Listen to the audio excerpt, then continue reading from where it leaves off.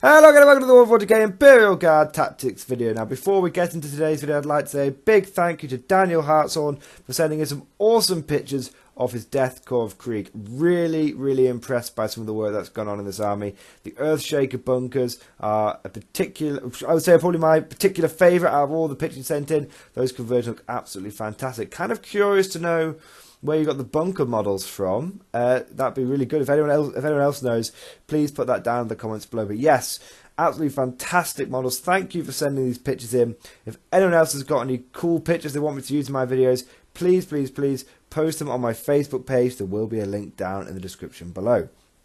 Now, without further ado, let's get into today's video. So today, guys, we're going to be looking at plasma pistols. Now, in the past, I have overlooked plasma pistols, and for the longest time, never even considered taking them in my army. Simple reason being, guys, in previous edition, these things were just massively overcosted. I mean, we're talking, it was 15 points for a plasma pistol. And because of this, they've always had a bit of a reputation, and a lot of older veteran guard players have always considered them as overpriced. I don't necessarily think that that is the case anymore. In fact, I'm going to make a bit of a case today for why you should potentially be plasma pistol spamming.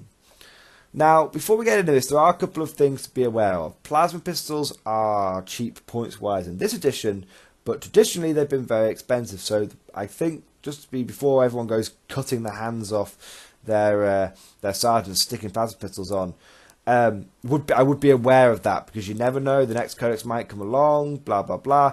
But as far as I can tell, it looks like plasma pistols are going to stay roughly the same cost they are. They're consistently priced across any army that can get their hands on them. So that's just one thing I'd be aware of. And I think, traditionally the reason why a lot of people haven't used plasma pistols is because the bits aren't that common. It's not that easy to get your hands on plasma pistol bits for the Imperial Guard. I mean, you get one in your Cadian or Catalan officer's sprue, but that's about it. However, times have changed. With the rise of third-party bits companies like Anvil Industries, now it is incredibly easy for you to get your hands on lots and lots of plasma pistols.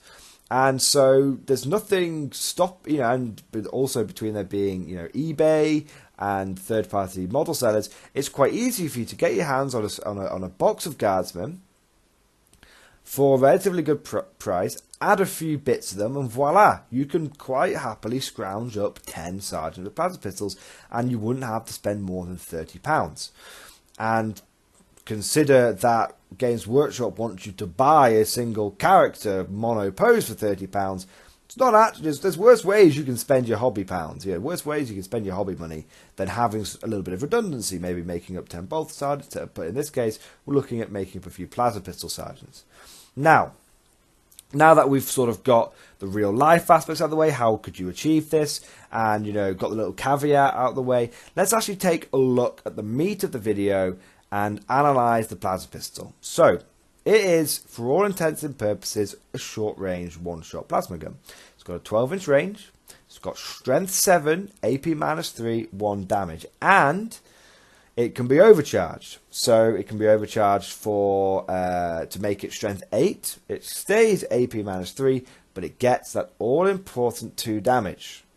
Okay, and I say all-important because the rise of the Primaris is upon us. Games Workshop is pushing Primaris Marines hard, and one of the big things that Primaris has going for them is the fact that they are multiple wound, they're 2 wound. And so that makes them a little tricky to down in the traditional ways with using things like, lascars. Enough lascars will bring anything down, of course, but if we can find more efficient ways of doing it, obviously, we should. And so the ability for you to get a 2 damage weapon in a squad is important. Now, the reason why plasma pistols are so attractive these days is simply because they are very cheap. They are 5 points. Now, bearing in mind that you pay 5 points for a Voxcaster, which is by many considered a relatively ineffective upgrade, or power weapons, which many people like to buy. They're also 4 to 5 points for your power weapons. or 8 points for a power fist. We all love a good power fist, but that sounds wrong. We all love taking power fists in our armies. But consider a power fist is like a close combat plasma pistol, which makes you, but it's not even as good, because a power fist is only strength 6. It's AP -3, but it's a D3 damage. But it's, you know, it's 3 points more than a plasma pistol. Now that's probably because obviously you can get more attacks from a power fist, you know, because it's based on the attacks profile of the model. But if you're looking at an Imperial Guard Sergeant, you're only looking at 2 attacks, and he's only going to be hitting on 5s, that power fist. So when you think about it, you shouldn't really be looking at power fists. You shouldn't be looking at power weapons or Voxcasters if you're wanting to up the offensive output of your squad. Why wouldn't you take a plasma pistol? It's a very cheap upgrade. So when we apply this, you know, so it's 5 points. It adds some, you know, adds potential strength 8, AP -3, 2 damage shot. But the real key here is that, considering you can put these things on any unit, anyway, you know, anyone can take a plasma pistol. It therefore opens up some very interesting options in the Imperial Guard.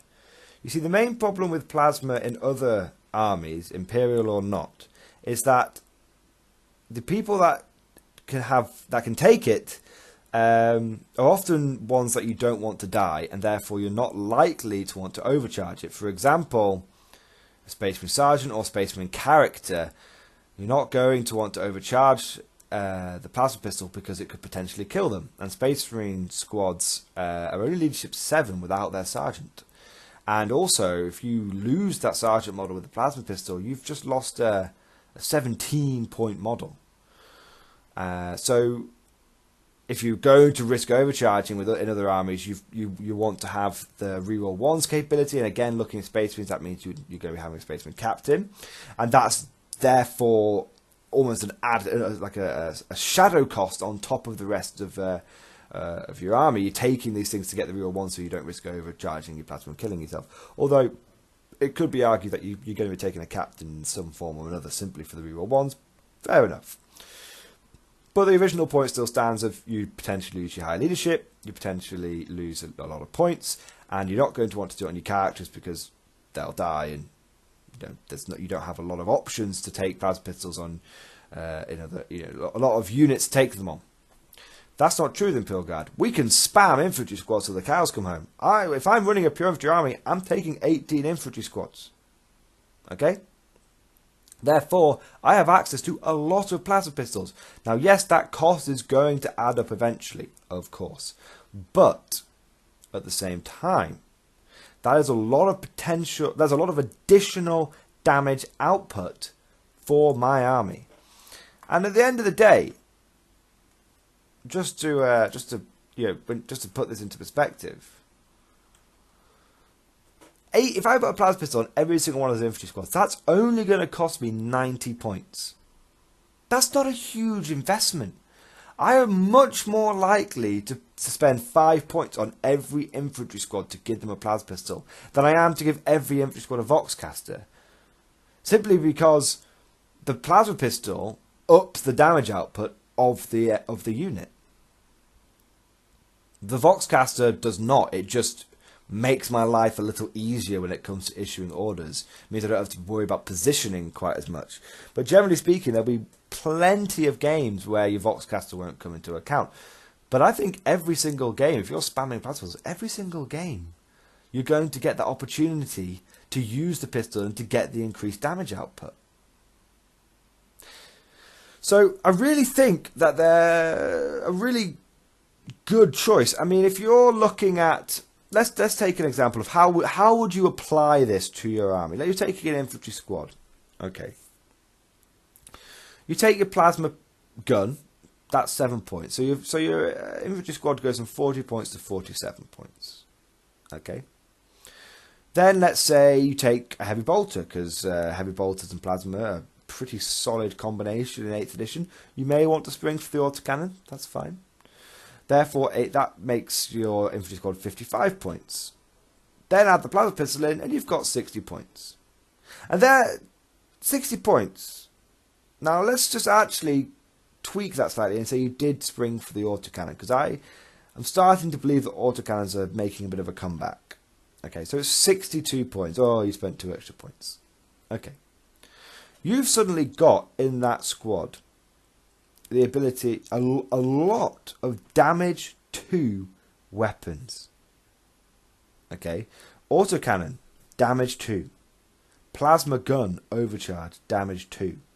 Plasma pistol, damage 2 when overcharged. And the thing is, you could use take aim on that squad to make the reroll 1s and then not worry, have less worry about the plasma people killing themselves. Or you can just go for maximum damage output and put first rank fire, second rank fire on them. You've now got a squad which is putting out 2 strength 7 A for -1, 2 damage shots. In rapid, let's assume we're in plasma pistol range. 2 strength 8 A for -3, 2 damage shots. And, no, sorry, 3 strength 8 A for -3, 2 damage shots.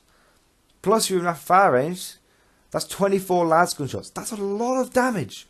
That is a lot of damage from a 62-point unit. And now, let's assuming you're plasma spamming your way to victory. You're putting plasma in everything, okay? Your plasma weapons are picking up a lot of... You might be thinking, well, you're taking autocannons. Where's your heavy anti-tank? If you're taking that many plasma weapons in your army, if you're really spamming them, there is your anti-tank, Mr. Riddick. So... If you're spamming that much plasma, then you're going to start thinking about including things like Commissar Yarrick in there. Yeah, he's a little pricey. He's 100 points to the old man. But he gives everyone around him reroll 1s. So suddenly you're getting you can really cram units around Yarrick. You can really... If you're not Mordians, you don't have to stick in line formation. You can really cram units around. Conga line back to him. You're going to have a lot of squads which are going to be putting out a lot of fire damage output and a lot of shots, and they're going to be getting reroll 1s. Now the last thing to say about this is okay. Maybe your counter argument would be well, you've got to get quite close to use the plasma pistol. What if it's kind of isn't it counterintuitive to be taking plasma pistols everywhere and then combining it with heavy weapons as well? Because the heavy weapon's not going to want to move. Yes and no. You do make a good point. Yes and no. But most games out there devolve into short-range firefights, if not downright close combat. A lot of the top-tier tournament armies are assault armies. And at least, pulling a figure out my ass, but at least 50% of the armies in 40k are close combat-focused armies. The factions. Close combat, melee, is a big part of 40k.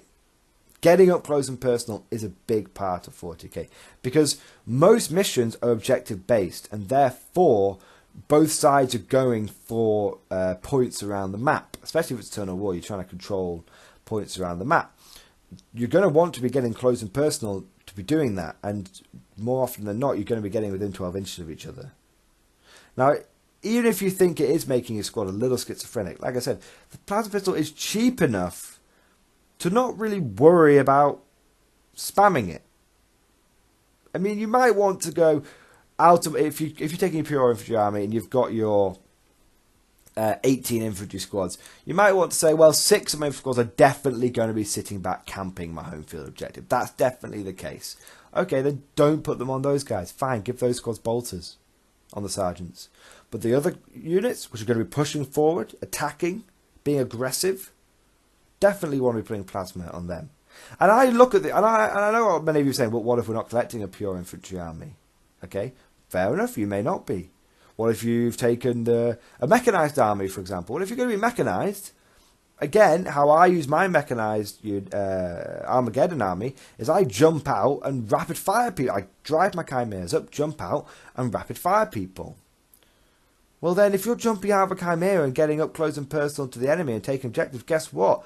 That plasma pistol might be the difference between you clearing that objective and you not. And if you've got 3 infantry squads jumping out, and they're all doing rapid fire plasma, having an extra 3 plasma shots in there, it's pretty good.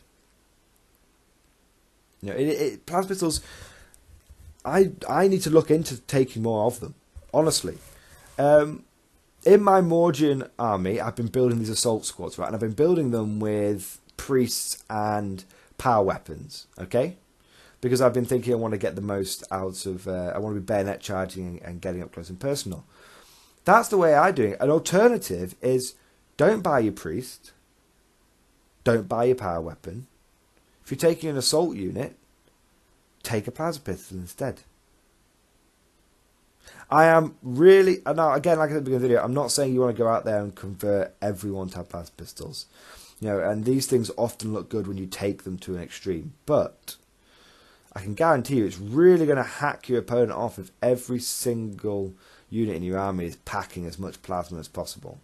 And I have been on the receiving end of an army that does this, an Engard army. I had a game this weekend, very friendly game versus one of my best friend, who's recently gotten to 40k with 8th edition, and he's got a pure Scion army. And in that pure Scion army, he has crammed as much plasma as he can. Every sergeant in that army has plasma pistols. Every sergeant. And you really notice it. You really, really notice the difference. It just ups the damage output of those little Scion squads significantly. If I was to build a Scion army now, I would give every sergeant plasma pistols, without a doubt. No doubt. Wouldn't even hesitate. And again, I think it's, imagine running an Imperial Guard army, a hyper-aggressive foot guard army, where you're not taking as many heavy weapons. Instead, you offset the cost of the plasma pistol by not taking a heavy weapon, and instead every squad's got a plasma gun, or a melter gun, and a plasma pistol. You know, Talan love this. I think one of my subs, I think it's James Orsini, correct me if I'm wrong, I'm sorry if I'm getting you mixed up, he has a Talan army, and he puts plasma pistols on his units, and because you're Talan, you can move in advance and still shoot. So you just sprint up the field. Those plasma pistols get in range very, very quickly. Very, very quickly. So there you go, guys. What do you think? Am I going off the deep end, or in this Primaris Space Marine meta that we are finding ourselves in? I mean, how many Space Marine armies are we seeing with the rise of the bloody Space Marine Codex? And Games Workshop are pushing Primaris. We need ways of dealing with those bastards. And the best way we could deal with them is by taking away one of their army's big advantage, which is multi-wound models. And the way you do that is plasma pistols, plasma guns, and autocannons. I think they're going to become the new bread and butter. I think they really, really are.